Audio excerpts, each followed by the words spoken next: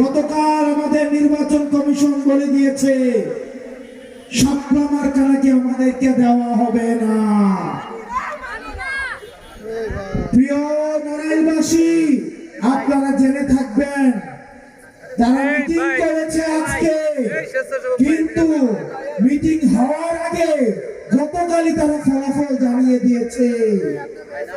অর্থাৎ ভোটের আগের ফলাফলের মতো আমাদের নির্বাচন কমিশন এখন মিটিং এর আগেই তারা ফলাফল জানিয়ে দেয়। আমরা ধিক্কার জানাই এই নির্বাচন কমিশনের দ্বিচারিতাকে। তারা মিটিং করেছে আজকে, তারা কিভাবে গতকালই তারা ফলাফল তারা জানিয়ে দেয় যে তারা শাপলা মার্কাকে তারা দিবে না। আপনাদের রিমোট কন্ট্রোলটা কোথায়?